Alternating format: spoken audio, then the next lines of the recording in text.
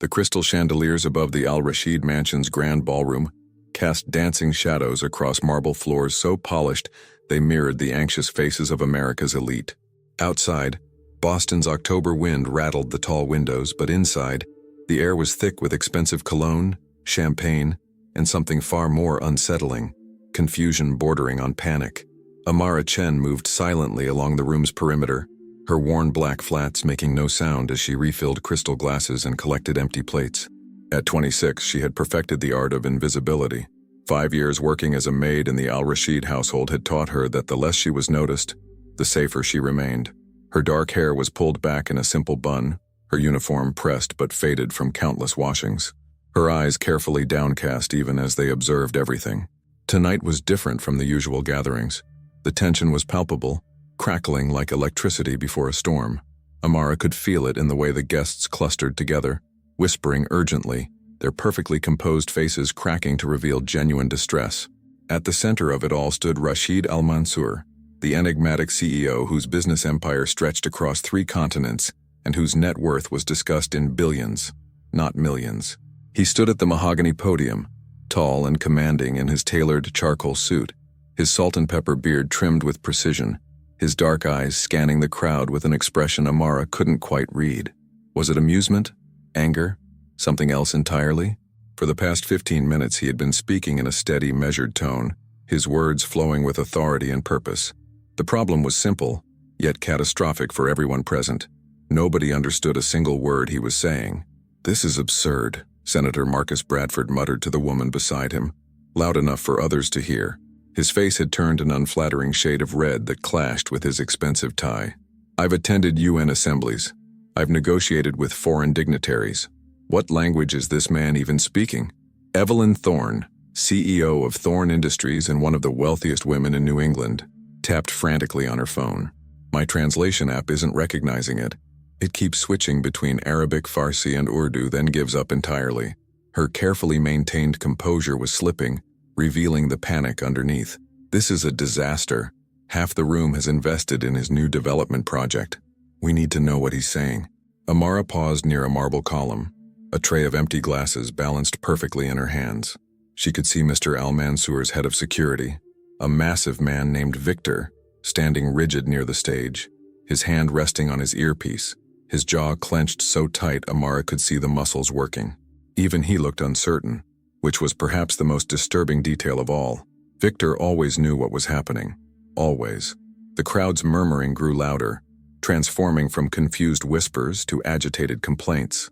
Investment banker Gerald Whitmore pushed toward the front, his voice rising above the others. "Mr. Al Mansour, with all due respect, we need clarification. Is there a translator available? This is highly irregular and, frankly, unprofessional." Rashid Al Mansour paused mid-sentence. His gaze swept across the crowd with the slow, deliberate movement of a predator assessing prey. Then, without acknowledging the interruption, he continued speaking in that same mysterious language, his tone growing more intense, more urgent. He gestured toward a large screen behind him, where a presentation began displaying financial documents, photographs of construction sites, signed contracts with familiar corporate logos. Amara's breath caught. She recognized some of those documents. She had seen them before months ago when she'd been cleaning Mr. Al Mansour's private study and had accidentally knocked over a file folder. She remembered the way his assistant had rushed in, snatching up the papers with unusual panic, warning her never to mention what she'd seen to anyone. At the time, Amara had barely glanced at them, too frightened of losing her job to pay attention. But now, seeing them displayed so prominently, she felt a chill run down her spine. "Someone must know what he's saying," pleaded Catherine Morrison, a prominent real estate developer whose empire depended on Al Mansour's continued partnership. "Where's his translator? His assistant? Anyone from his company?" That's when Amara noticed something peculiar. The key members of Al Mansour's inner circle, his usual translator, his American lawyer, his chief financial officer, were conspicuously absent. The only company representatives present were lower-level employees who looked just as confused as everyone else, standing awkwardly near the exit as if considering escape. Judge Harold Pemberton, a man whose rulings had shaped Boston's legal landscape for 3 decades, stepped forward with the authority of someone accustomed to control. "Mr. Al Mansour, I must insist," Rashid raised one hand, silencing him with nothing more than a gesture and a sharp word in that incomprehensible language. The judge actually stepped backward, stunned into submission by the sheer force of will emanating from the stage. Amara's hands trembled slightly as she set down her tray on a side table.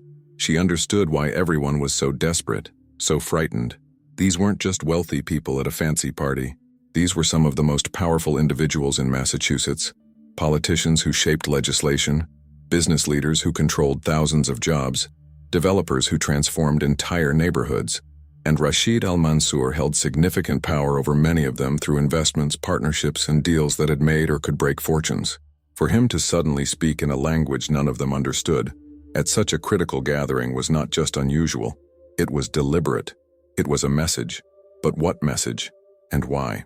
The presentation behind him continued to advance. Slide after slide of documents, contracts, and photographs. Amara squinted at the screen from her position along the wall. There were images of waterfront property, blueprints for luxury condominiums, permits bearing official city seals and signatures.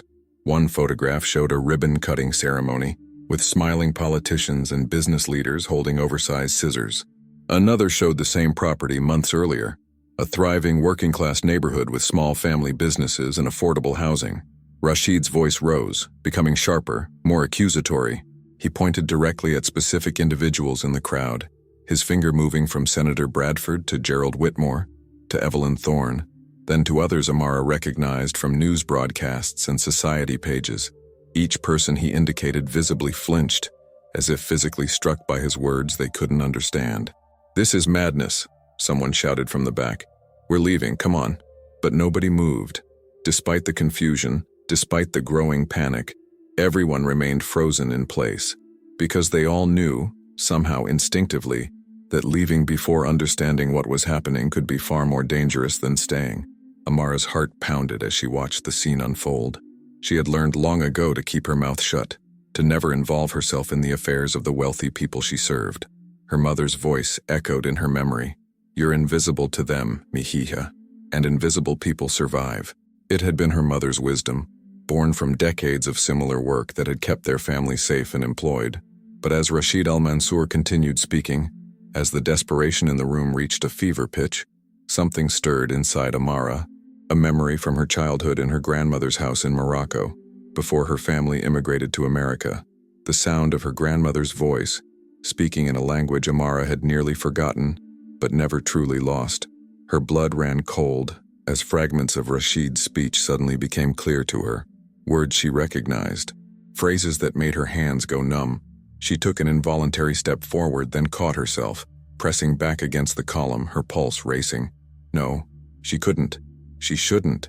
She was nobody, a maid, invisible. Speaking up would shatter every protection that invisibility provided. But the words kept coming, and she kept understanding them. And what she understood made her realize that silence might be the most dangerous choice of all. Rashid Al-Mansour's eyes suddenly locked with hers across the crowded room. For just a moment their gazes met, and Amara saw something in his expression that made her breath stop. Recognition, expectation, and something that looked almost like a plea. Then he spoke again, and this time, Amara heard her grandmother's voice in his words, clear as a bell. The truth must be spoken, no matter the cost. The moment stretched like pulled taffy, thick and uncomfortable. Amara's fingers gripped the edge of the marble column so tightly her knuckles turned white.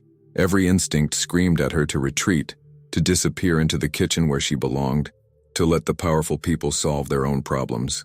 But Rashid Al-Mansour's eyes hadn't left hers, and the weight of his gaze felt like a physical force holding her in place. "Is anyone here competent enough to find a translator?" Senator Bradford's voice boomed across the ballroom, breaking the spell. "For God's sake, we're in the middle of Boston, not some remote village. Someone must speak whatever obscure dialect this is."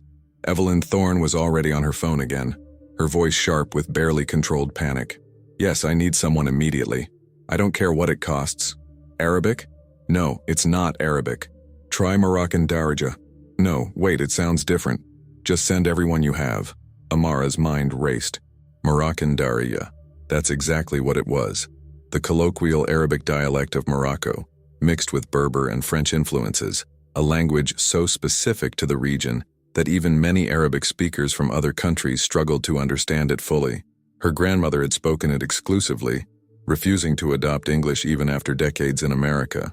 Young Amara had learned it at her grandmother's knee, in that small apartment in Dorchester where the smell of mint tea and fresh bread had made a foreign country feel like home, but she had kept that part of herself hidden for years. In school, she'd pretended not to understand when other kids mocked her grandmother's accent.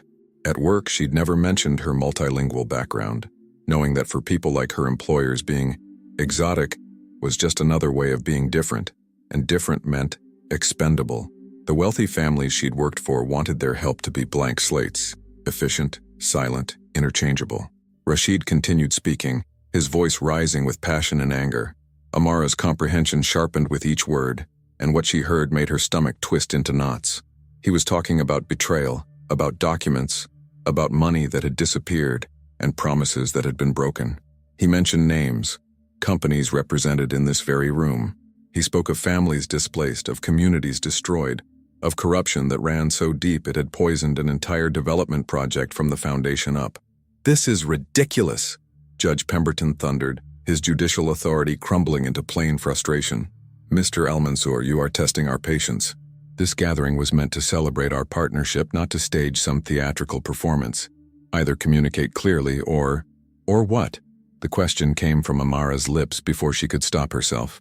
The words emerged quietly, barely above a whisper, but in the cavernous ballroom with its perfect acoustics, they carried with devastating clarity. The entire room turned to look at her. 200 pairs of eyes belonging to some of the most influential people in New England, suddenly fixed on the small figure in the faded maid's uniform standing beside a marble column. The collective weight of their attention felt like being crushed by an avalanche. Amara's heart hammered so violently she thought it might break through her ribcage. Her throat went dry. Her first instinct was to apologize, to bow her head and scurry away, to remember her place. But she made the mistake of looking back at Rashid Al-Mansour, and what she saw in his face changed everything. He wasn't surprised. He'd been waiting for this, waiting for her. "You understand me?" It wasn't a question. Rashid spoke in English now, his accent thick, but his words precise. His eyes bore into hers with an intensity that made her feel transparent. "You've understood every word." The crowd's attention intensified, shifting from confusion to sharp focus. Senator Bradford's eyes narrowed. Evelyn Thorne lowered her phone, her expression calculating. Gerald Whitmore took a step toward Amara, his face a mixture of hope and suspicion. "Is this true?" Catherine Morrison's voice cut through the silence like a blade. "Girl, do you understand what this man has been saying?" Girl, not young woman or even miss, and just girl. As if Amara's 26 years of life, her college degree abandoned for lack of funds, her years of hard work, all amounted to nothing more than a child's existence in their eyes. Something hardened in Amara's chest. Maybe it was anger. Maybe it was the memory of her grandmother's fierce pride. Maybe it was simply that she was tired. So tired of being invisible, of being nothing, of watching powerful people play games with other people's lives while she cleaned up their messes and kept her mouth shut. Yes, her voice was stronger now, clearer. "I understand him. He's speaking Moroccan Darija." The reaction was immediate. The crowd pressed closer, forming a semicircle around her. Victor, the security chief, moved toward the column, his massive frame creating a barrier between Amara and the stage, as if protecting his employer from potential threat. But Rashid raised his hand, stopping Victor with a gesture.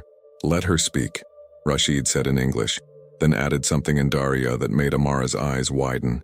He'd just said, "Tell them everything. Don't be afraid. They should be the ones who are afraid." Judge Pemberton's voice dripped with condescension. "Well, this is fortunate. Perhaps our help can assist us where our supposed partners have failed." The emphasis on help made it clear exactly how little he thought of her. "Translate what Mr. Al-Mansour has been saying. Start from the beginning." Amara looked at the faces surrounding her, these people who had never truly seen her, who had handed her their dirty dishes and empty glasses without a glance, who had discussed confidential business matters in her presence as if she were a piece of furniture. Now they needed her. Now she mattered. The irony was almost funny. "Almost. He says," Amara's voice wavered, then steadied. "He says that the Harborview development project is built on a foundation of lies." The temperature in the room seemed to drop 10 degrees. Several people gasped. Gerald Whitmore's face went pale. Senator Bradford's expression transformed from annoyance to something far more dangerous: fear. Lies. Evelyn Thorne's carefully modulated voice cracked slightly. What lies? The Harborview project has been reviewed, audited, approved by every relevant authority. He says the approvals were purchased, Amara continued, her eyes still locked with Rashid's, drawing strength from his steady gaze. He says that the environmental impact reports were falsified, that the property assessments were manipulated, that families were forced from their homes with far less compensation than the law requires, and that the difference was divided among certain individuals in this room. The silence that followed was absolute. Nobody moved. Nobody breathed. It was as if Amara had detonated a bomb and everyone was waiting to see how much damage the explosion would cause. "This is slander," Judge Pemberton sputtered, his face turning purple. "Outrageous slander. Young woman, you realize you're making extremely serious accusations on behalf of—" "I'm not making accusations," Amara interrupted, surprised by her own boldness. "I'm translating them. There's a difference." Rashid spoke again in Darija, his words flowing faster now, more urgent. He gestured to the screen behind him, where a new slide appeared, a complex financial flowchart showing money moving between various corporate entities, offshore accounts, and private holdings. Amara's hands trembled as she translated. "He says he has proof, bank records, emails, recorded conversations, hoarded. He says that 47 families were displaced from the Harborview waterfront. The city records show they received fair market compensation, but he has documentation proving they actually received less than half that amount. The rest was distributed through shell companies too." She paused, her voice catching as she read the names on the screen. "To Thorne Industries, Bradford Capital Management, Whitmore and Associates, and 6 other firms represented here tonight." "That's impossible," Evelyn Thorne said, but her voice lacked conviction. "Our books are clean. We've been audited by firms you paid handsomely to look the other way," Amara translated as Rashid continued. "He says the real question isn't whether the corruption happened. The evidence is irrefutable. The question is what happens now that everyone knows." Catherine Morrison's laugh was brittle, desperate. "Everyone? Who's everyone? There's no press here, no authorities. This is a private gathering. Whatever is said here stays here." Rashid smiled then, and it was not a pleasant expression. He spoke again, and Amara felt her stomach drop as she understood his words. "He says this conversation is being live-streamed." She translated slowly, each word feeling like a stone dropping into still water. "To multiple secure servers, to 3 separate law firms, to the FBI's Public Corruption Division, and to several major news organizations who have been investigating the Harborview project for the past 6 months and now finally have the key testimony they needed." The panic that erupted was immediate and absolute. People grabbed for their phones. Senator Bradford's face went from purple to gray. Gerald Whitmore actually staggered backward, clutching at his chest. Evelyn Thorne's mask of composure shattered completely, revealing raw terror underneath. "You can't do this!" Judge Pemberton shouted at Rashid. "I'll have you arrested for—" "For what?" Amara translated Rashid's calm response. "For telling the truth, for exposing crimes that you committed, for finally giving voice to the families you crushed under your greed." Victor and 2 other security personnel moved to block the exits as several guests tried to rush toward the doors. The trap was complete. Everyone in this room was exactly where Rashid Al-Mansour wanted them to be. But amid the chaos, Amara felt someone's eyes on her. Not Rashid's this time. She turned to see a man she didn't recognize, standing alone near the back of the room. He was younger than most of the guests, maybe 40, wearing a simple dark suit that didn't quite fit with the luxury surrounding him. He was staring at her with an expression of intense interest, his hand resting in his jacket pocket in a way that made her instincts scream danger. Before she could process this new threat, Rashid spoke directly to her, his English precise despite his accent. "Miss Chen, thank you for your courage, but I must warn you, what comes next will be difficult for all of us." The screen behind him changed again, and this time, Amara recognized the photograph immediately. It was her grandmother's old neighborhood in Dorchester, the apartment building where she'd learned Daria, where she'd been taught that truth mattered more than comfort. The same neighborhood that had been demolished 3 years ago to make way for luxury condos, part of a revitalization project that had displaced hundreds of families, a project funded by many of the same people in this room. "He says," Amara whispered, her voice breaking, "that this isn't just about Harborview. It's about a pattern, a system, and he's going to expose all of it." The photograph of her grandmother's demolished neighborhood burned into Amara's vision like an afterimage. She remembered the day the eviction notices came, remembered her grandmother's tears as she packed 70 years of memories into cardboard boxes, remembered the promises from city officials that the displaced families would be prioritized for affordable housing in the new development. Promises that had evaporated like morning mist once the bulldozers finished their work. "This is extortion," Senator Bradford snarled, finally finding his voice. His political polish had completely stripped away, revealing something ugly underneath. "You orchestrated this entire evening to humiliate us, to threaten us with exposure unless we— What? Pay you? This is a shakedown, pure and simple." Rashid's laugh was cold and sharp. He responded in Darya, his words dripping with contempt. And Amara found herself translating with a bitterness that surprised her. "He says you don't understand at all. This isn't about money. He has more money than he could spend in 10 lifetimes. This is about justice. This is about making sure that what you did to hundreds of families, what you did to people like my grandmother, never happens again." The last part slipped out before she could stop it. My grandmother, she'd made it personal, had revealed her own connection to this web of corruption. Evelyn Thorne's sharp eyes immediately caught the slip, calculating the implications. "Your grandmother? So this little translation performance was planned from the start. You're not an innocent bystander. You're part of this setup." "I didn't know," Amara said quickly, her heart racing. "I had no idea Mr. Al-Mansour was going to— I'm just translating what he's—" "Liar," Gerald Whitmore spat. "You expect us to believe that he just happened to speak a language that his maid just happened to understand? That this whole thing wasn't choreographed?" But Rashid was shaking his head, speaking in English now. "She speaks truth. Miss Chen did not know my plans. I chose this language precisely because I knew someone in this house would understand. Not because I hired her, but because I knew her story. I knew where her grandmother lived. I knew what your revitalization project took from her family." He paused, his gaze sweeping across the crowd. "I make it my business to know the casualties of your greed." The stranger at the back of the room moved closer, weaving through the panicked crowd with purpose. Amara's instincts screamed louder. There was something wrong about him, something that didn't fit. While everyone else radiated either fear or anger, this man projected cold calculation. "Mr. Al-Mansour," Judge Pemberton said, visibly struggling to regain control of the situation, "let's everyone calm down. These are serious allegations, and I'm sure there are explanations. Perhaps we could adjourn to a more private setting. Discuss this like reasonable people." "Private," Rashid repeated the word like it tasted foul. He continued in Darija, his tone mocking, and Amara translated, "Of course you want privacy. That's where your crimes flourish, isn't it? In private meetings, sealed documents, confidential agreements. That's where you divide the spoils and bury the evidence. But not anymore. Not tonight." Another slide appeared on the screen.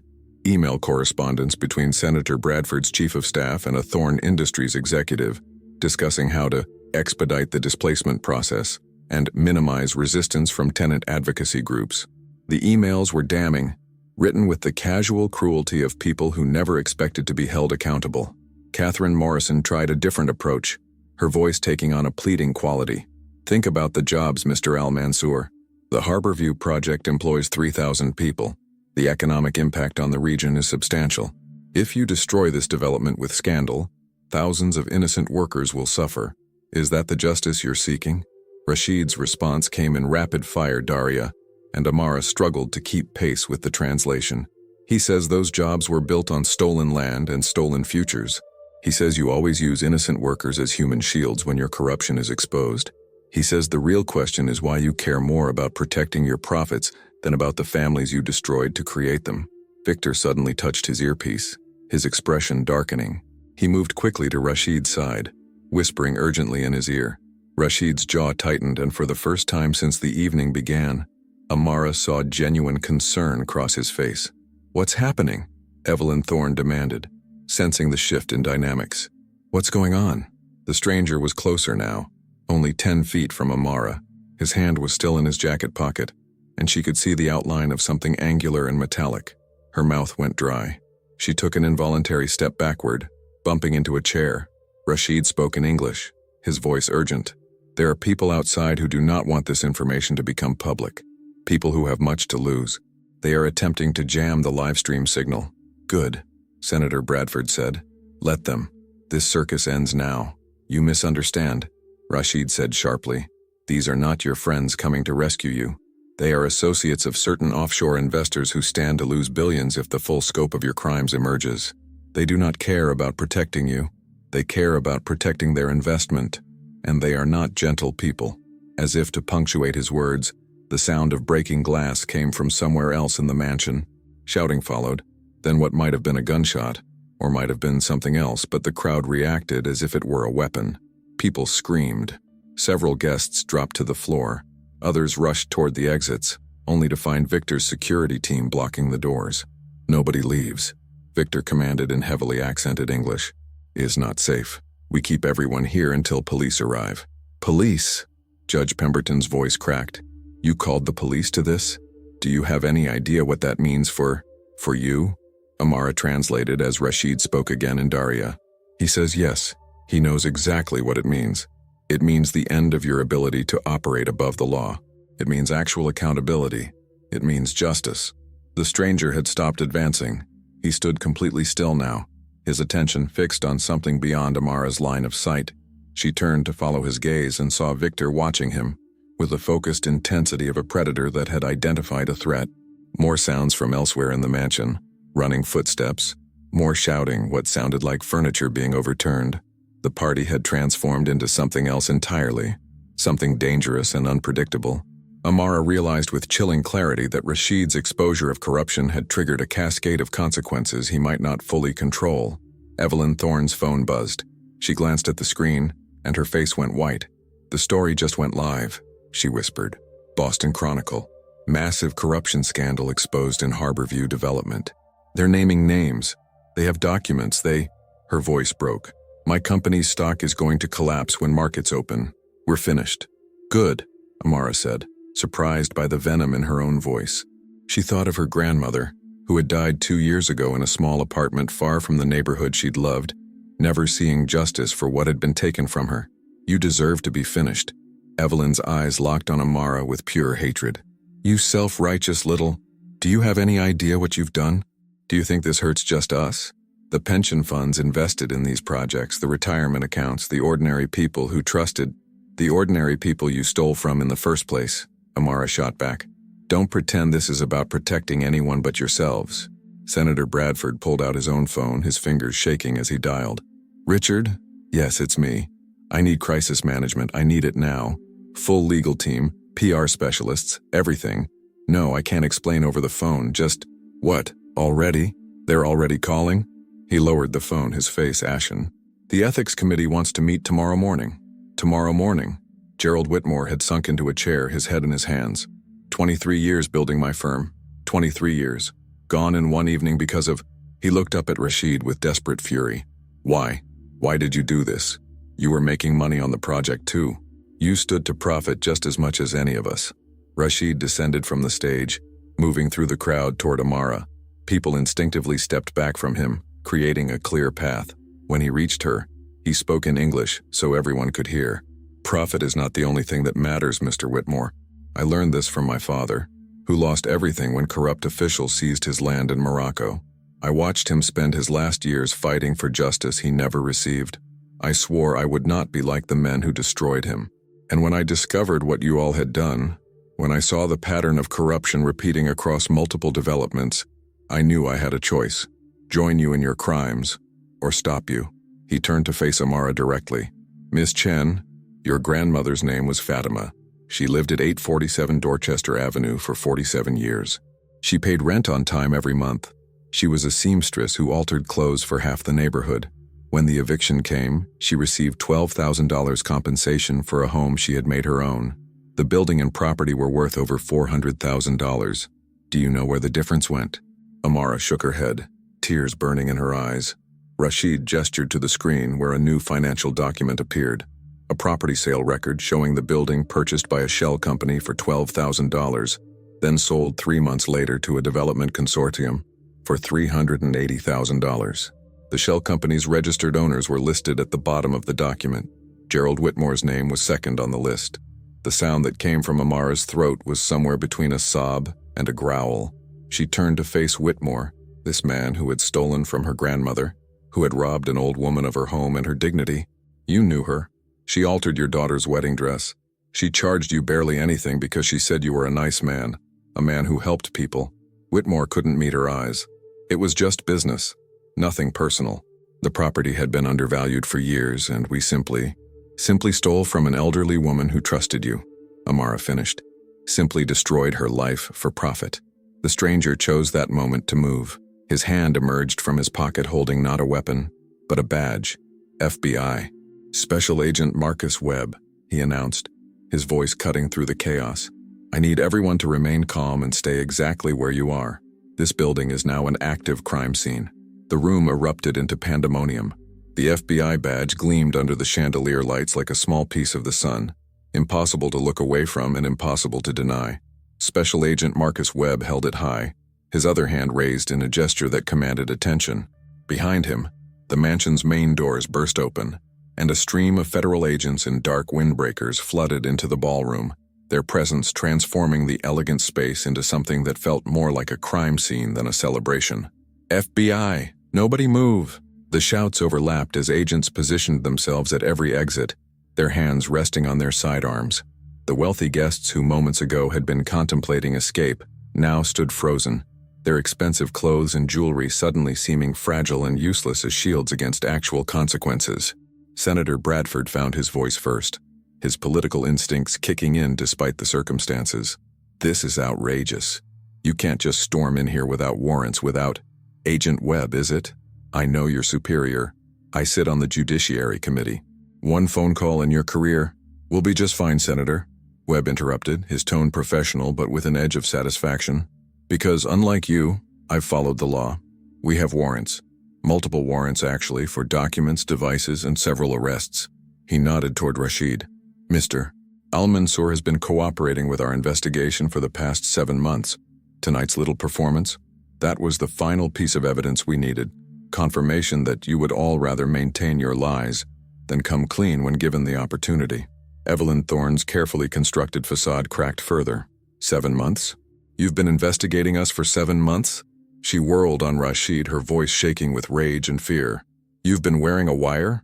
Recording us? Not just me, Rashid said calmly, gesturing to several of his supposed employees scattered throughout the room. One by one, they pulled aside their uniforms to reveal recording devices. The bartender, the coat check attendant, 2 of the catering staff, all federal agents who had been documenting every private conversation, every whispered admission, every casual discussion of illegal activities that the guests had assumed were safe in such an exclusive gathering. Amara felt the room spin slightly. She grabbed the back of a chair to steady herself. I didn't know, she said again, this time to no one in particular. I really didn't know any of this was... We know, Miss Chen. Agent Webb's expression softened slightly as he looked at her. Mr. Al-Mansour specifically requested that you not be informed. He said it was important that your reactions be genuine, that your translation be viewed as spontaneous rather than planned. He was right. Your testimony tonight, the fact that you translated without knowing the full scope of what you were revealing, makes the evidence even stronger. Gerald Whitmore lurched to his feet, his face red and blotchy. This is entrapment. You set us up. You can't... Actually, we can, another agent said, stepping forward with a stack of folders. Entrapment requires law enforcement to induce someone to commit a crime they wouldn't otherwise commit.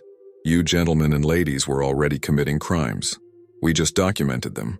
She began distributing folders to specific individuals. Gerald Whitmore, you're being charged with wire fraud, money laundering, and conspiracy to violate federal housing laws. Senator Bradford, add public corruption and bribery to that list. Ms. Thorne, the litany of charges continued, each one landing like a physical blow. Amara watched the color drain from face after face as the reality of their situation became undeniable. These people who had seemed so powerful, so untouchable just an hour ago, now looked small and frightened. Ordinary criminals facing ordinary justice. Judge Pemberton tried one last desperate play. As a sitting judge, I have certain immunities, which don't apply to criminal conduct, Webb said flatly. Your Honor, you're going to have a particularly interesting conversation with the Judicial Ethics Committee, using your position to influence property assessments and expedite fraudulent permits. That's not just corruption. That's a betrayal of everything you swore to uphold. Catherine Morrison had gone completely silent. Her eyes glazed with shock. She stared at the folder an agent had handed her, as if it were a venomous snake. Inside, Amara could see photographs, images of Morrison meeting with known organized crime figures, financial records showing payments that clearly weren't for legitimate construction services. The Harborview project wasn't just corrupt, Agent Webb said, addressing the room. It was partially financed by money from human trafficking operations. Ms. Morrison, you want to tell everyone where that $2 million private investment really came from? Morrison's silence was answer enough. Several guests actually stepped away from her, as if her crimes might be contagious. Rashid moved to stand beside Amara, his presence somehow reassuring despite the chaos. He spoke in Darya, and she translated automatically, her voice mechanical with shock. He says he's sorry for involving you without permission. He says he knew it would be dangerous, and he couldn't risk warning you because your genuine surprise was essential to the plan. He says he hoped you would understand that someone who lost what you lost would want justice as badly as he did. Amara looked up at him, this wealthy CEO who had turned out to be something entirely different than what she'd assumed. My grandmother, she said in English. You really did this for people like her? Not just for people like her, Rashid replied, also switching to English. For her specifically, and for the 46 other families from that building, and for the hundreds more across 3 other developments where the same pattern played out. Your grandmother wrote letters, Miss Chen, did you know that? After she was evicted, she wrote to the mayor's office, to the housing authority, to newspapers. 37 letters in 2 years. No one responded. No one cared. I found those letters in the housing authority archives when my investigators were building the case. She was eloquent, passionate. She deserved to be heard. The tears Amara had been holding back spilled over. She died thinking no one cared, thinking that justice was only for rich people. She was right, Rashid said quietly. But tonight, maybe we change that. Maybe not forever, but for now. For her. Agent Webb's phone buzzed. He glanced at it, then looked up with a grim expression. We have a situation. The offshore investors Mr. Al-Mansour mentioned. They've sent people. Local PD is engaging with armed individuals attempting to breach the property. We need to evacuate the building. Get everyone to safety. Armed? Senator Bradford's voice cracked completely. You mean guns? Actual guns? This is Boston, not some third world country? Rashid finished for him, his tone acidic. The people you did business with don't care about geography, Senator. When billions of dollars are at stake, they play by their own rules. You thought you were sophisticated businessmen making deals with international investors. You were actually partners with criminals who finance their operations through violence. More sounds from outside. Car doors slamming, shouting, what might have been another gunshot. Victor barked orders into his radio in Russian, coordinating with local police. The federal agents moved efficiently, herding the guests toward a side exit that apparently led to the mansion's underground garage. Evelyn Thorne grabbed Amara's arm as they moved, her grip painfully tight. This is your fault, she hissed. You and your self-righteous translation, you've destroyed lives tonight. Families will lose everything because of you. Amara jerked her arm free. Families already lost everything because of you. You just didn't care because they weren't your families. You think you're a hero? Thorne's laugh was bitter. You're a maid who got used by a manipulative billionaire for his own agenda. You think Al-Mansour did this out of the goodness of his heart? Please. Men like him always have an angle. The words struck deeper than Amara wanted to admit. She looked at Rashid, who was conferring with Agent Webb, his expression serious and focused. Had she been manipulated, used as an unwitting pawn in someone else's game? The fact that the game involved exposing genuine corruption didn't necessarily make the manipulation acceptable. As if sensing her thoughts, Rashid glanced over and met her eyes. What she saw in his expression wasn't triumph or calculation. It was exhaustion, and something that looked like guilt. They were halfway to the garage when an explosion rocked the building. Not metaphorical, an actual explosion that shattered windows and sent guests screaming and stumbling. The lights flickered and died, plunging them into darkness broken only by emergency lighting and the glow of phones. Move, move, move! Victor's voice boomed through the chaos. Everyone stay together.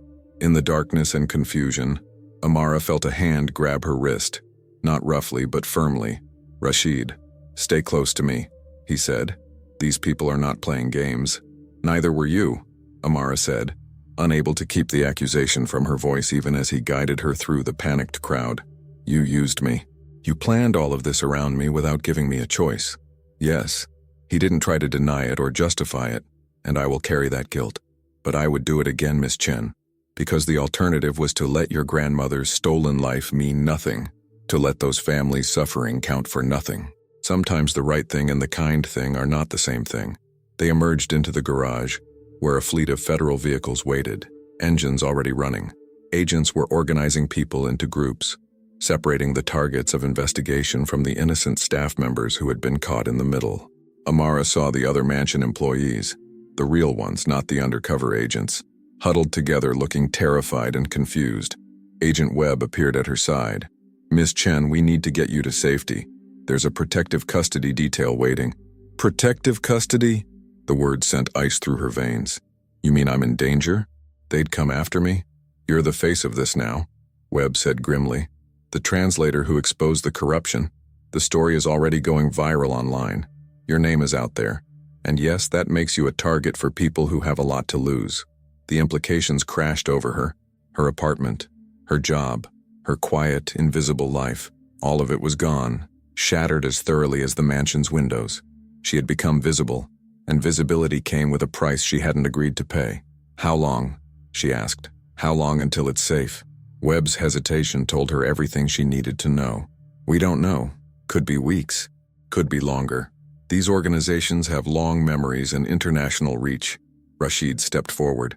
"She will have private security, the best available. I will personally fund her protection for as long as necessary."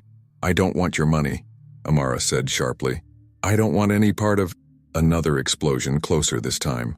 The garage's steel door buckled inward, shrieking metal announcing that whoever was outside had serious firepower. Victor shoved Rashid toward one of the vehicles while other agents formed a protective barrier. "Everyone in the cars now," Webb shouted. Amara found herself pushed into a black SUV, wedged between Rashid and a female agent who kept one hand on her weapon. As the vehicle's engine roared to life and they peeled out of the garage through a back exit, Amara caught a glimpse through the window of armed figures in tactical gear breaching the building they'd just escaped. "Who are they?" she whispered. "Cleaners," the female agent said grimly. "Sent to eliminate witnesses and destroy evidence. Lucky for us, we moved fast enough." The SUV raced through Boston's streets, sirens wailing, part of a convoy of federal vehicles all fleeing the same scene. Amara watched the city lights blur past, feeling like she was in someone else's life, someone else's nightmare. Rashid spoke quietly beside her. "I am sorry, Miss Chen. Truly. But your grandmother's story is being heard now. All their stories are being heard. Tonight we gave voice to the voiceless." "And what about my voice?" Amara asked, her exhaustion turning to anger. "What about what I wanted? You gave me a choice that wasn't really a choice. Translate and become a target, or stay silent and let injustice continue. That's not freedom. That's just a different kind of trap." He had no answer for that, neither did she, either. The safe house was nothing like Amara had imagined. No dingy motel room or anonymous apartment building. Instead, the convoy had brought them to a sprawling estate in the suburbs west of Boston, hidden behind gates and tall hedges that suggested old money rather than federal protection. The main house was dark when they arrived, but lights blazed in what appeared to be a converted carriage house behind it. "Welcome to your temporary accommodation," Agent Webb said as he helped her out of the SUV. His phone had been ringing constantly during the 30-minute drive, each call bringing news that made his expression progressively grimmer. "The property belongs to a federal witness who's currently overseas. It's secure, off the books, and has everything you'll need." Everything except her real life, Amara thought bitterly. Everything except her own choices. Inside the carriage house, 2 female agents were already setting up monitoring equipment and conducting a security sweep. The space was surprisingly comfortable. A large open living area with a modern kitchen, 2 bedrooms and windows that Amara noticed were reinforced with wire mesh hidden behind elegant curtains. The illusion of normalcy wrapped around a cage. Rashid had been directed to a separate vehicle after they'd exited the garage, but now he appeared at the door, accompanied by Victor and another security detail. He looked exhausted, his earlier confidence replaced by something more human, worry maybe or regret. The perfect facade had cracked. "Miss Chen requires rest," Victor announced, his bulk filling the doorway. "Has been very traumatic night. Perhaps tomorrow is better for debriefing, yes?" "Actually, we need to talk now," Agent Webb said, not unkindly but firmly. He gestured to the dining table where one of the other agents had set up a laptop and recording equipment. While everything is fresh, Miss Chen, I know this is overwhelming, but your testimony is crucial. We need a complete statement about what you translated tonight, what you observed, and anything else that might be relevant to the case. Amara sank into one of the chairs, feeling like a puppet with cut strings. I just translated what he said. I don't know anything beyond that. You know more than you think, Webb said, sitting across from her. He opened a folder filled with photographs, surveillance images of the mansion's guests over the past several months. You worked in that house for 5 years. You saw these people come and go, you heard conversations. Even small details could be important. I tried not to hear conversations, Amara said. That's how you survive as domestic help. You become invisible. You forget what you overhear. You never repeat what you see. But you remember, Rashid said quietly from where he stood near the window. I know you remember, Miss Chen, because people like us, people who have been invisible, we pay attention. We notice everything because our survival depends on understanding the powerful people around us. She wanted to argue, but he was right. 5 years of carefully cultivated invisibility had actually made her hyper-aware of her surroundings. She knew which guests were having affairs. She knew who drank too much and said things they shouldn't. She knew about the pharmaceutical executive who kept cocaine in his jacket pocket, and the prominent lawyer who had screaming phone arguments about gambling debts. She knew because not being seen meant she was present for moments of unguarded truth. Start with Senator Bradford, Webb prompted gently. How many times did he visit the mansion? Who did he meet with? What did you observe about his relationship with Mr. Al-Mansour? The questions went on for hours, on. Amara's throat grew hoarse from talking, her eyes gritty with exhaustion. The female agents brought coffee and sandwiches at some point, but Amara barely tasted them. She described conversations she'd overheard while refilling wine glasses, meetings she'd witnessed while setting up breakfast in the mansion's private dining room, the time she'd walked into Mr. Al-Mansour's study to find Senator Bradford and Gerald Whitmore examining blueprints spread across the desk, their conversation stopping abruptly when they noticed her presence. What were they saying before they saw you? Webb asked, leaning forward with interest. Something about Phase 3, Amara said, the memory surfacing clearly despite the years. Bradford said Phase 3 has to look cleaner than Dorchester, and Whitmore said, we learned from our mistakes. Then they saw me and went silent. Webb and another agent exchanged meaningful glances. Phase 3, Webb repeated. That would be the Cambridge waterfront development. We suspected it followed the same pattern as Harborview, but we didn't have confirmation until now. How many developments? Amara asked, her voice hollow. How many neighborhoods did they destroy? We've identified 6 so far, Webb said. Dorchester was actually the first, their pilot project, if you will. They refined their methods with each subsequent scheme. By the time they got to Harborview, they had the corruption down to a system. Fake appraisals, bribed inspectors, shell companies, offshore accounts. They were preparing to expand the model to 3 more cities when Mr. Al-Mansour brought us evidence. Amara looked at Rashid, who had remained silent for most of the debriefing, his face unreadable. Why?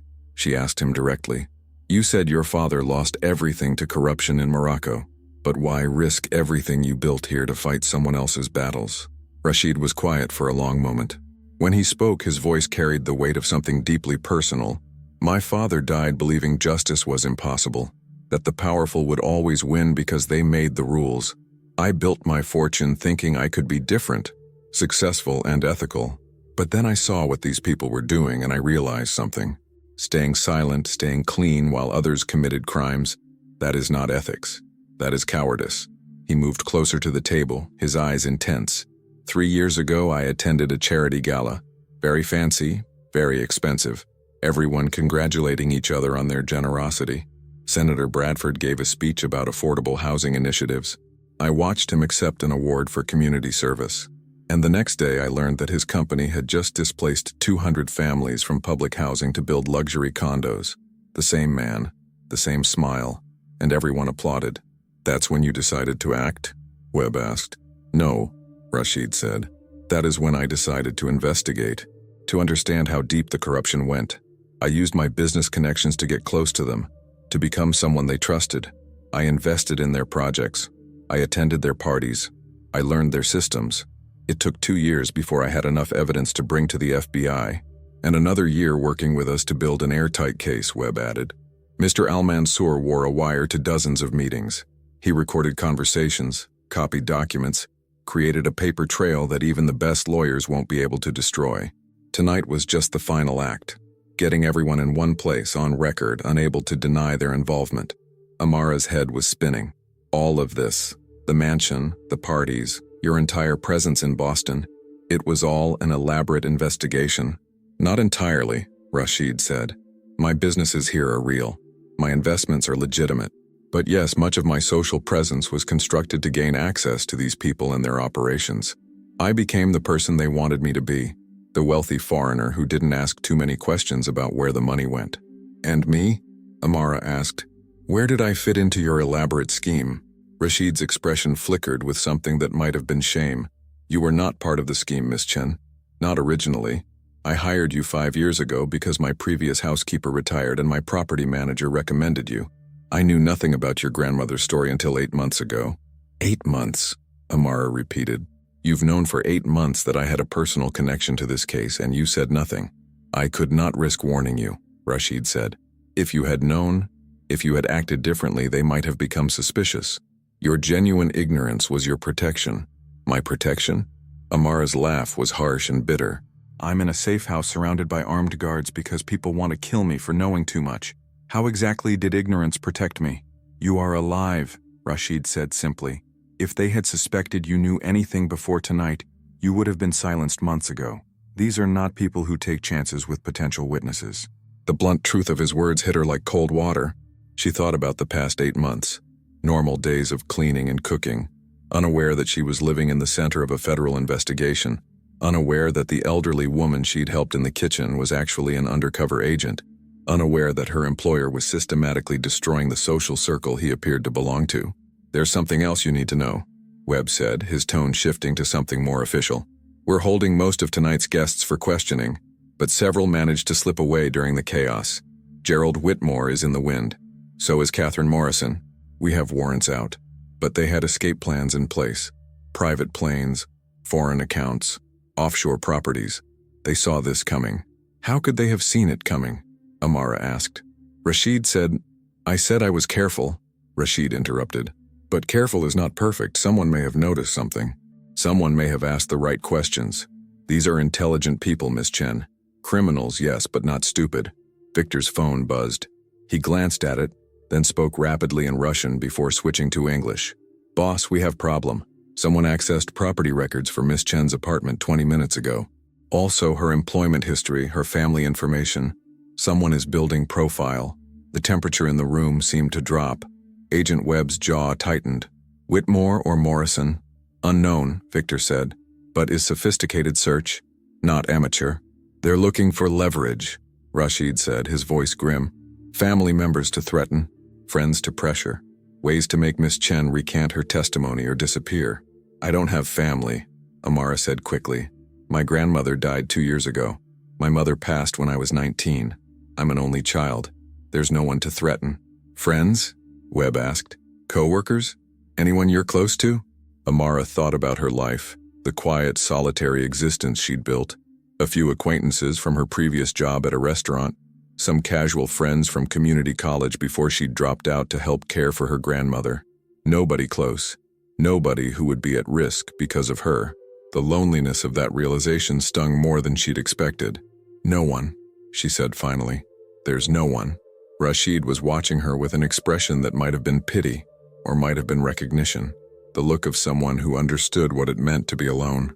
That isolation kept you safe, Miss Chen. If you had close connections, they would be in danger now. How comforting, Amara said dryly. My friendless existence finally pays off. One of the other agents appeared at the door, gesturing urgently to Webb. They stepped away for a hushed conversation, their expressions growing increasingly serious. When Webb returned, he addressed the room but looked primarily at Rashid. There's been a development. Boston PD just found Gerald Whitmore's car abandoned at Logan Airport. He booked 3 different flights under 3 different aliases. One to Dubai, one to Singapore, one to Buenos Aires. Classic misdirection. We don't know which one he actually took. He won't run far, Rashid said with certainty. His money, his power, it is all here. Without access to his accounts, without his connections, he is nothing. He will try to fix this, not flee from it. Fix it how? Amara asked, though she suspected she already knew the answer. By eliminating witnesses, Webb said bluntly. By destroying evidence. By making this entire scandal disappear before it can destroy him completely. He paused. Miss Chen, I'm not going to sugarcoat this. You're the most vulnerable witness we have. You're the human face of this story. The working-class victim who exposed the wealthy criminals. That makes you invaluable to our case and extremely dangerous to them. What are you saying? Amara asked, though dread was already pooling in her stomach. I'm saying you can't go back to your old life, Webb said. Not for a while. Maybe not ever, depending on how this plays out. We can offer witness protection, relocation, a new identity. No! The word came out sharper than Amara intended. Absolutely not. I won't be erased. I won't disappear and become someone else because of what they did. The alternative might be death, Webb said flatly. Then I'll take that risk, Amara shot back. But I won't let them steal my identity the way they stole my grandmother's home. I won't give them that victory. Rashid stepped forward. There is another option. Private security, as I mentioned. Not witness protection. You keep your name, your identity, but you have professional protection. I can arrange. I don't want your charity, Amara interrupted. I don't want to be your pet project or your redemption arc. You already used me once for your investigation. I'm not going to spend the rest of my life as your dependent. It is not charity, Rashid said, his voice rising slightly with frustration. It is responsibility. I put you in this position. I owe you. You owe me my life back. Amara stood abruptly, the chair scraping loudly against the floor. You owe me the choice you took away. You owe me the quiet, safe, invisible existence I built for myself. But you can't give me that, can you? Because you destroyed it. For justice. For your investigation. For your father's memory. But what about what I wanted? What about my choice? The silence that followed was thick and uncomfortable. Everyone in the room knew she was right. Everyone knew there was no good answer. Finally, Rashid spoke, his voice quiet, but firm. You are right, Miss Chen. I took your choice, and I cannot give it back. But I can offer you a different choice now. Take the protection, private or federal, your decision. Take the money you will need to rebuild from me or from victim compensation funds. But do not reject help because you are angry at me.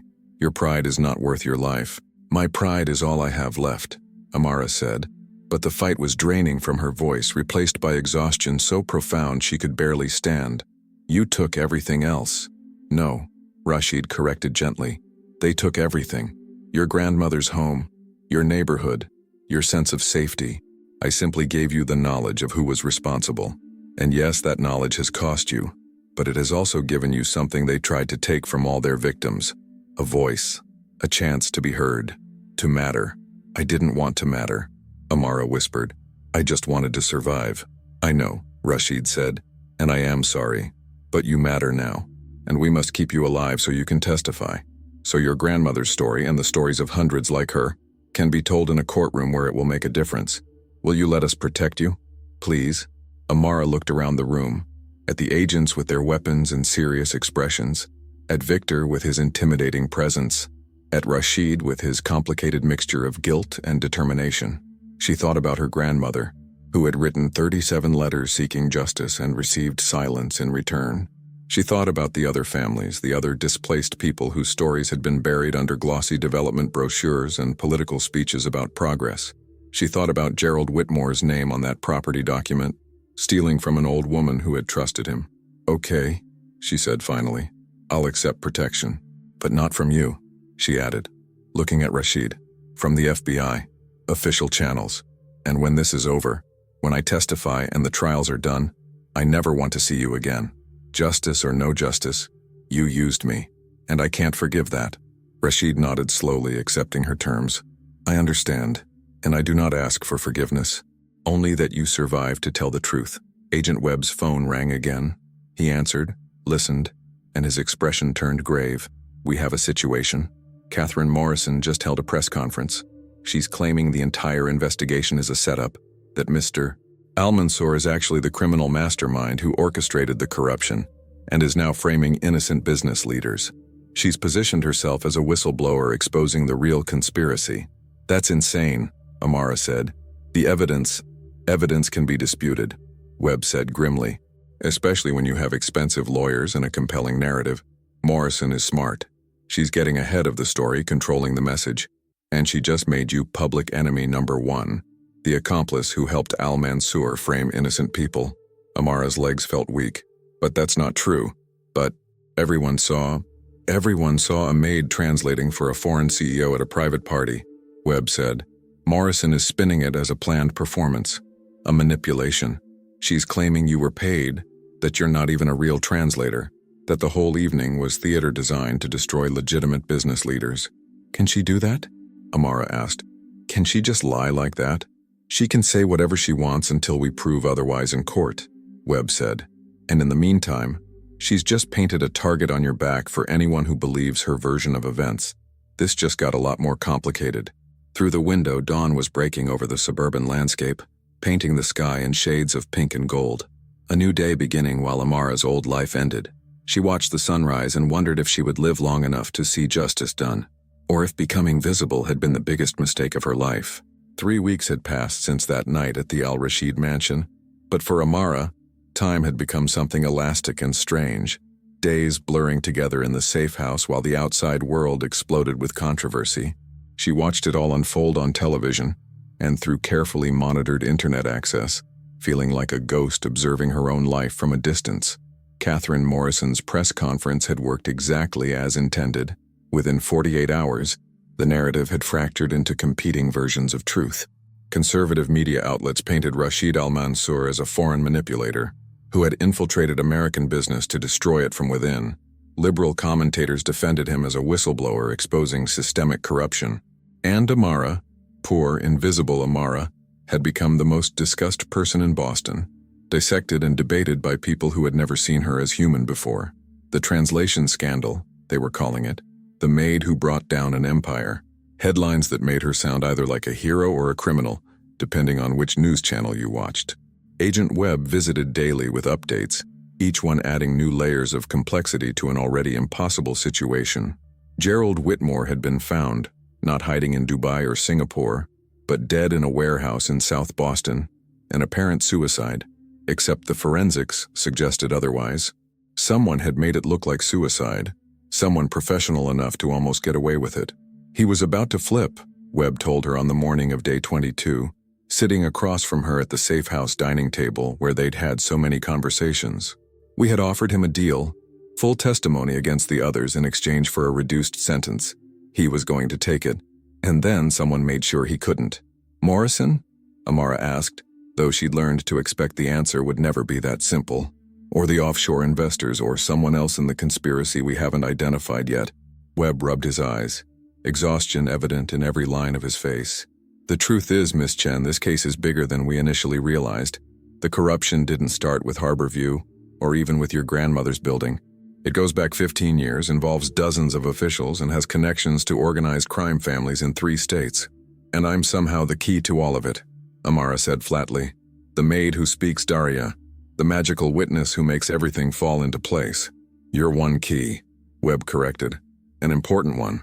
Your testimony establishes that Al-Mansour wasn't acting alone or maliciously, that he was exposing real crimes, not fabricating them. Without you, Morrison's narrative gains traction. With you, the truth has a fighting chance. The preliminary hearings had begun. Senator Bradford had been arraigned on 14 counts of corruption and fraud. Evelyn Thorne's company had filed for bankruptcy, its stock price having collapsed when the full scope of the scandal emerged. Judge Pemberton had resigned from the bench and was negotiating a plea deal. Catherine Morrison remained defiant, her lawyers filing motion after motion, her media campaign painting her as the victim of a foreign conspiracy. And Rashid al-Mansour had disappeared. Not literally. Webb assured her he was cooperating fully with investigators, giving depositions and providing documentation, but he'd withdrawn from public life entirely, his whereabouts undisclosed, his business empire in the hands of trustees while federal authorities examined every transaction. He'd sent one message to Amara through Webb: I hope you survive this. I hope you find peace. I'm sorry. She'd thrown the paper away without responding. Victor still came by occasionally, ostensibly to coordinate with the FBI security detail, but really Amara suspected to check on her. The massive Russian had a surprisingly gentle side, bringing her books and Daria that he somehow acquired, traditional Moroccan pastries from a bakery in Cambridge, small reminders that she was still herself despite everything trying to erase her. "You are stronger than you know," he told her yesterday, his accent thick but his meaning clear. "Boss sees this in you from beginning, is why he trusts you with truth." "I didn't want to be strong," Amara had replied. "I wanted to be invisible." "Invisible people cannot change world," Victor had said simply. "Visible people, they pay price, but they matter." Now sitting in the safe house living room on day 23, Amara watched the morning news with a sick feeling in her stomach. Morrison's legal team had filed a motion to exclude Amara's testimony on the grounds that she was a compromised witness, potentially coached by Al Mansour, lacking formal translator certification, and holding personal bias against the defendants. "They're going to disqualify me," she said as Webb arrived for his daily briefing. "Morrison's lawyers are actually going to succeed in keeping me from testifying." "They're going to try," Webb corrected, settling into his usual chair. "But we have other witnesses now. 3 of Al Mansour's actual employees have agreed to testify about what they observed while working undercover. 2 accountants who handled the shell companies have flipped, and we found something else, something that changes everything." He opened his laptop and turned it toward her. On the screen was a photograph of a young woman, maybe 23 or 24, with dark hair and a bright smile. She was standing in front of what looked like a university building wearing a graduation gown. "Who is she?" Amara asked. "Her name was Maya Whitmore," Webb said quietly. "Gerald Whitmore's daughter. She died 4 years ago in a car accident. At least, that's what the official report says." Amara's blood went cold. "What does the unofficial report say?" "It says she was asking questions about her father's business dealings. It says she'd discovered discrepancies in his financial records and confronted him about them. It says she died 3 days later when her brakes mysteriously failed on Route 93. Webb paused. "And it says Gerald Whitmore spent the last 4 years of his life trying to prove his daughter's death wasn't an accident, that his business partners had her killed to protect their secrets." The room seemed to tilt. That's why he was going to testify. Not for a plea deal, for his daughter. "We found a storage unit registered under a false name," Webb continued, "filled with documents, recordings, evidence he'd been gathering for years. He knew about the corruption because he was part of it, but when they killed Maya to keep her quiet, something broke in him. He couldn't go to authorities, he was too complicit, but he kept records. Insurance, maybe, or revenge. And someone found out he was going to use those records," Amara said, understanding dawning. "Someone who had a lot to lose." Webb nodded grimly. "The storage unit was emptied before we could secure it. But Whitmore was smart. He'd made copies. Digital backups hidden in cloud services under multiple fake identities. It took our tech team weeks to find them, but we have them now. Financial records that prove Morrison wasn't just complicit in the housing fraud. She orchestrated it. She was the architect of the entire scheme." Amara thought about Catherine Morrison, with her elegant clothes and her calculated press conferences, positioning herself as a victim while building an empire on stolen homes and destroyed lives. "She killed Whitmore's daughter. We can't prove she pulled the trigger or cut the brake lines," Webb said, "but we can prove she knew about it. Email correspondence between her and a contractor who specializes in fixing problems. Financial transfers that coincide with Maya's death. It's not enough for murder charges, but it's enough to destroy her defense that she's an innocent businesswoman." "When does the grand jury hear about this?" Amara asked. "Next week. And that's when we need you." Webb leaned forward, his expression serious. "Morrison's lawyers are going to fight hard to exclude this evidence, to claim it's unverified, unreliable, fruit of a poisoned tree. But your testimony grounds everything. You're the witness who started the investigation. You're the person who translated Al Mansour's accusations in real time, without preparation, without coaching. You're the credibility the case needs." "No pressure," Amara said dryly. "Actually, yes. A lot of pressure." Webb's honesty was almost refreshing. "But you can handle it. You've handled everything else they've thrown at you." That afternoon, Rashid Al Mansour finally appeared. Not in person, but via secure video call that Webb set up with obvious reluctance. Amara almost refused to take it, but curiosity won out over anger. He looked different on screen. Older somehow. The confident CEO had been replaced by someone who seemed genuinely burdened by what he'd set in motion. He was calling from what looked like a hotel room, anonymous and impersonal. "Miss Chen," he said, his voice formal. Thank you for agreeing to speak with me. I didn't agree to forgive you, Amara said immediately. Webb said you had information I needed to hear, so talk. Rashid nodded, accepting the hostility. I wanted you to know about Maya Whitmore, about why her father was killed, because it connects to your grandmother in ways I did not fully understand until recently. He shared his screen, showing a document, a letter handwritten in careful English. Your grandmother's 23rd letter to the Housing Authority. Do you remember who she addressed it to? Amara squinted at the screen, reading the salutation. Maya Whitmore, Community Liaison. Her breath caught. She knew my grandmother? More than knew. Maya was assigned to handle complaints from displaced residents. She actually read your grandmother's letters, and according to documents we found in Gerald Whitmore's storage unit, Maya started investigating because of what your grandmother wrote. She saw the pattern. She traced the corruption. And when she tried to expose it, they killed her. Amara finished, her voice hollow. My grandmother's letters got her killed. No, Rashid said firmly. Catherine Morrison and her partners got her killed. Your grandmother was trying to seek justice through proper channels. Maya was trying to do her job with integrity. They both deserved better than what they received. Amara felt tears burning her eyes. My grandmother never knew that anyone actually read her letters. She died thinking she'd been ignored. She was heard, Rashid said gently, by someone who cared enough to risk everything. Maya Whitmore's investigation is what eventually led federal authorities to start paying attention. She planted seeds that took years to grow, but they grew. And now, they're finally bearing fruit. Why are you telling me this? Amara asked, wiping her eyes roughly. Because when you testify, Morrison's lawyers will try to make you feel small, insignificant, just a maid who got caught up in events beyond her understanding. But you need to know, you are not small. Your grandmother was not insignificant. You are both part of a chain of courage that brought justice to people who thought they were untouchable. Maya Whitmore died for this truth. Your grandmother fought for it until her last breath. Now it's your turn to finish what they started. The call ended shortly after. Amara sat in silence, processing everything she'd learned. Her grandmother's letters, Maya Whitmore's investigation, Gerald Whitmore's revenge. All of it connected, all of it leading to this moment. The week before the grand jury hearing, Morrison made one final play. Her lawyers released a video, security footage from the Al-Rashid mansion showing Rashid and Amara having a brief conversation 2 months before the fateful gathering. In the footage, Rashid handed Amara what looked like a document. The implication was clear. Proof of pre-planning, evidence that the spontaneous translation had been rehearsed. What is that footage? Webb demanded when he saw it. What document did he give you? Amara remembered the moment clearly. My paycheck. He handed me my paycheck because I'd been sick the previous Friday and missed regular payday. It's not conspiratorial. It's literally just him paying me. Can you prove that?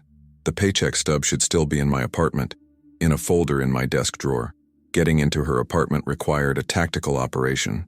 Victor and 3 agents secured the building while Amara, wearing a wig and sunglasses, retrieved the document. The paycheck stub was exactly where she'd said, dated the same day as the security footage matching the amount she'd told Webb. Proof that Morrison's smoking gun was actually just ordinary employer-employee interaction. They're desperate, Webb said with satisfaction. And desperate people make mistakes. The morning of her grand jury testimony, Amara stood in front of the mirror in the safe house, barely recognizing herself. 3 weeks of stress had sharpened her features, added shadows under her eyes. But there was something else too, a kind of clarity she'd never had before. Purpose, maybe. Or just exhaustion so profound it looked like determination. Victor drove her to the courthouse in an armored vehicle, surrounded by a security detail that made her feel simultaneously protected and trapped. The media had been tipped off somehow. Cameras everywhere, reporters shouting questions, her name and face on every screen. Miss Chen, did El Mansour pay you to lie? Amara, are you scared of retaliation? Is it true you're entering witness protection? She kept her head down, let the agents guide her through the chaos. Inside the courthouse, the atmosphere was calmer, but no less intense. Webb met her at the grand jury room door. Remember, he said, just tell the truth. Answer their questions honestly. Don't try to embellish or interpret. Just translate what you heard and describe what you saw. Let the evidence speak for itself. The grand jury room was smaller than she'd imagined, more intimate. 23 ordinary citizens who would decide if there was enough evidence to proceed with criminal trials. They looked at her with curiosity, and something that might have been sympathy. The prosecutor was a sharp-faced woman named Linda Rothstein, who had a reputation for winning impossible cases. She began gently, establishing Amara's background, her employment history, her connection to her grandmother's displaced neighborhood. "Miss Chen, can you describe your fluency in Moroccan Darija?" "I learned it from my grandmother as a child. It was the primary language spoken in our home until I was about 12. I'm fluent, though I haven't used it regularly in professional contexts." And on the night of October 15th, when Mr. Al-Mansour began speaking at the mansion gathering, did you immediately understand what he was saying? "Yes. After the first few sentences, I recognized the dialect." "What were those first few sentences? What did he say?" Amara took a breath, remembering. "He said, 'I stand before thieves and liars who hide behind expensive suits and political titles. Tonight the masks come off. Tonight the truth is spoken, whether you want to hear it or not.'" The grand jurors leaned forward, attention captured. Rothstein continued, methodically walking Amara through every moment of that evening, every translation, every revelation, every reaction from the crowd. Amara answered honestly, precisely, her voice steady, despite the weight of what she was describing. When they showed her the financial documents that had appeared on the screen that night, she identified the ones she'd seen before while cleaning Rashid's study. When they asked about her grandmother's building, her voice only wavered slightly as she described Fatima's eviction and death. "And when you saw Gerald Whitmore's name on the property sale document that night, what did you feel?" "Betrayed," Amara said simply. "My grandmother had trusted him. She'd done work for his family, and he'd stolen from her, used her trust to make a profit." "Did Mr. Al-Mansour know about your personal connection to Gerald Whitmore before that night?" "He says he did. I didn't know he knew." "Did that personal connection influence your translation in any way? Did you add anything or change anything Mr. Al-Mansour said because of your feelings?" "No. I translated exactly what I heard. My anger came after when I understood what the words meant. But the words themselves, I just translated them as accurately as I could." The questioning went on for hours. They showed her the security footage of Rashid handing her the paycheck, and she explained it calmly. They asked about Catherine Morrison's accusations, and she refuted them with documentation. They walked her through Maya Whitmore's story, and she connected the dots between her grandmother's letters and the young woman's investigation. Finally, Rothstein asked the question that would define everything. "Miss Chen, knowing what you know now, knowing the danger it would put you in, knowing how your life would change, knowing the accusations and threats you would face, would you still translate what Mr. Al-Mansour said that night? If you could go back, would you speak up?" Amara thought about her grandmother, writing 37 letters that no one answered. She thought about Maya Whitmore, killed for trying to do the right thing.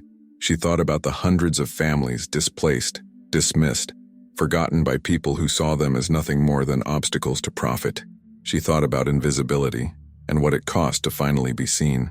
"Yes," she said firmly, "I would speak up, because silence protects the guilty. And I'm done protecting people who destroy lives for money." The grand jury deliberated for 6 hours. When they emerged, they had voted to indict Catherine Morrison on 37 counts, including fraud, conspiracy, money laundering, and obstruction of justice. Senator Bradford faced similar charges. Evelyn Thorne accepted a plea deal that would send her to prison for 8 years. Judge Pemberton cooperated fully in exchange for home confinement rather than prison time. The trials would take months, maybe years, but the foundation had been laid. The truth was on record. Justice, slow and imperfect as it was, had begun to move. Webb found Amara in a conference room after the indictments were announced. "You did it," he said simply. "The case holds." "So what happens now?" Amara asked. "To me, I mean. Do I go back to the safe house? Do I hide forever?" "Morrison's lawyers will appeal, but she's denied bail. The offshore investors have gone quiet. Without Morrison to coordinate, they've lost their primary target. You're still at risk, but it's manageable now. You can start rebuilding your life. Carefully, but you can start." "What life?" Amara asked. "I can't go back to my apartment. I can't work as a maid, too recognizable. I can't be invisible anymore." "No," Webb agreed. "You can't. But maybe that's not the worst thing." 6 months later, Amara stood in a small office in Dorchester, looking at the sign on the door, Fatima's Voice, Tenant Advocacy and Translation Services. It had taken the Victim Compensation Fund, some careful budgeting, and help from a nonprofit legal clinic. But she'd built something new, a place where displaced families could get help, where immigrant communities could find translation services, where people who had been made invisible could be heard. Victor had connected her with a security consultant who taught her how to stay safe without hiding. She'd testified at 3 trials so far, each one chipping away at the corruption that had destroyed her grandmother's neighborhood. Morrison's trial was set for next year, the big one, the one that would determine if the mastermind behind it all would finally face justice. Rashid had kept his distance, respecting her wishes, but he'd funded a scholarship in Maya Whitmore's name for students studying community development and urban planning. He'd funded another in Fatima Chen's name for immigrant youth pursuing education. He couldn't undo what he'd done, couldn't give Amara back her quiet, invisible life, but he was trying in his way to balance the scales. The door to Fatima's voice opened, and an elderly woman entered, looking nervous and out of place. She spoke in heavily accented English, holding an eviction notice with shaking hands. "I heard you help people," she said. "I heard you speak for people like me, people nobody listens to." Amara looked at this woman, at her worn clothes and frightened eyes, at the official document she couldn't fully understand, at the vulnerability of someone facing displacement with nowhere to turn. She saw her grandmother. She saw herself. She saw everyone who had ever been invisible. "Yes," Amara said, gesturing to a chair. "I speak for people like us. Tell me your story." As the woman began to talk, Amara translated the eviction notice, explained her rights, outlined the resources available. It was small work, helping one person navigate one crisis, but it was real. It mattered. And maybe in the end, that was what justice looked like. Not dramatic courtroom victories, but steady, patient work, giving voice to the voiceless, one person at a time. She thought about what Victor had said. Invisible people cannot change the world. Visible people pay a price, but they matter. She had paid the price. She was still paying it every day in the security precautions she had to take, in the life she couldn't get back, in the fame she'd never wanted. But she mattered now. Her grandmother's story mattered. Maya Whitmore's sacrifice mattered. And every person who walked through the door of Fatima's voice mattered. That evening, as she locked up the office, Amara's phone buzzed with a news alert. Catherine Morrison's appeal had been denied. The trial would proceed as scheduled. Justice, slow and imperfect, continued its work. Amara looked at the sign on her door one more time, her grandmother's name in elegant script, a legacy transformed from tragedy into purpose. She thought about the question Rothstein had asked in the grand jury room. Would you speak up again? The answer was still yes. It would always be yes. Because some truths are worth the cost of being seen.